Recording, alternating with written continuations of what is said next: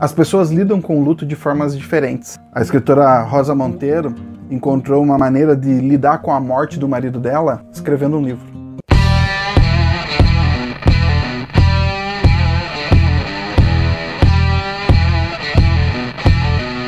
Olá, meu povo! Essa semana nós vamos falar sobre o livro A Ridícula Ideia de Nunca Mais Te Ver, da escritora espanhola Rosa Monteiro.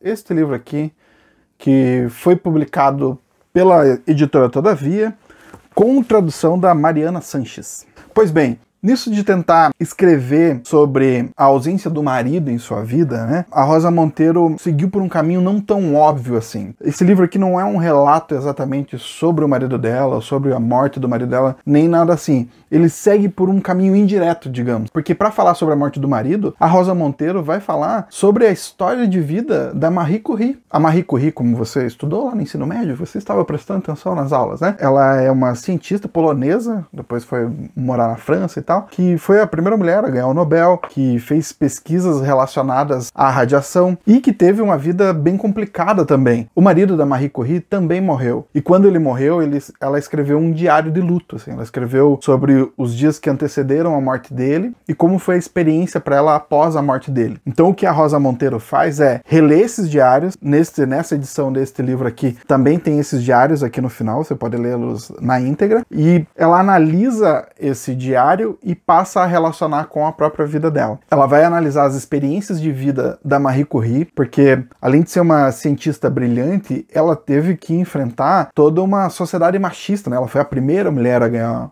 o Nobel, e ela ganhou mais de uma vez. E além disso, a Marie Curie teve uma vida meio trágica, porque o marido dela morreu num acidente, foi atropelado por uma carroça. A própria Marie Curie sofreu as consequências da radiação que ela tanto investigou, pela qual ela era apaixonada, né? Ela passou a vida toda investigando a radiação, só que ela nunca se protegeu da maneira adequada, parece que ela nunca se deu conta do risco que ela estava correndo, então ela própria acabou morrendo pelas consequências da radiação. E mais do que isso, para ser mais trágico ainda, a filha dela, que também ganhou o Nobel, esse livro é bem curioso, porque você toda hora, encontrou o fulano de tal, que ganhou o Nobel e não sei quando, encontrou outro fulano lá, que também ganhou, então só tem gente que ganhou o Nobel aqui nessa história.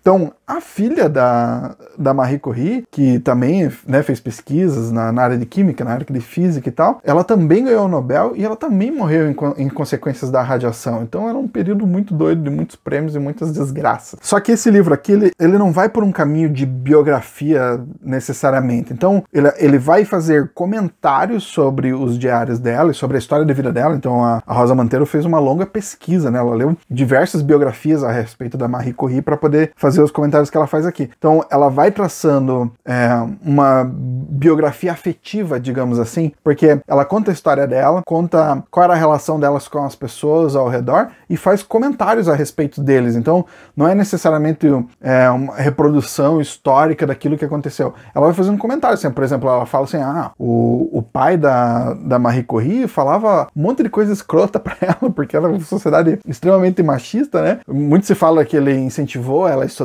etc e tal, mas na verdade ele falou muita bobagem pra ela. Então a Rosa Monteiro, ela fica meio que xingando o cara ao longo do livro, assim, ele só não falou mais mal porque não teve oportunidade, então vai indo por esse caminho. Então ela faz alguns comentários que são comentários pessoais e que torna a leitura um pouco mais leve, porque, ela tá falando por uns temas bem pesados, e aí quando ela vai fazendo esses comentários, ela torna um livro, de uma certa forma, como se fosse uma conversa de bar em algumas situações. Então tem toda uma questão assim elaborada de criar algumas imagens que são extremamente tocantes, algumas reflexões que são bem profundas e bem tristes, assim. Ele é um livro que te passa a perna de vez em quando, você tá achando interessante, né? Tem momentos assim que você tá fascinado pela história da Marie Curie, assim, o que ela teve que enfrentar, as coisas absurdas ou as coisas bizarras. Ela humaniza essa personagem histórica, ela não fica só mostrando assim, como ela era incrível, olha só todas as coisas, ela vai mostrando as coisas comezinhas, né, aquela questão do cotidiano. Então ela tenta mostrar que ela tinha tantas falhas quanto qualquer outra pessoa. Ela fala sobre a aparência, faz críticas sobre a aparência, sobre o posicionamento dela nas fotos, como ela se comportava perto das outras pessoas. Então tem comentários sobre tudo. E daí você fica fascinado por isso, assim, né, pela história da Marie Curie, com essa perspectiva assim mais humanizada. Às vezes você leva uma rasteira porque aí ela relaciona direto com o que aconteceu com o marido dela, né? O marido dela ficou doente e tal e morreu, e é uma coisa que ela tem dificuldade para superar, como qualquer pessoa. Ela amava demais o marido, fala sobre a finitude da vida e tal. Então tem horas que você tá rindo até assim dos comentários que ela faz, tem horas que está refletindo sobre uma sociedade machista muito escrota, sobre como a gente ainda precisa evoluir em várias questões, né? Coisas atrás, coisas de séculos atrás, em que ainda ocorrem nos dias de hoje.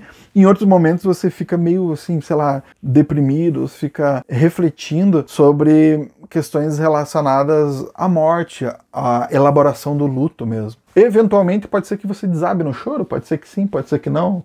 Não vou confirmar se isso aconteceu comigo.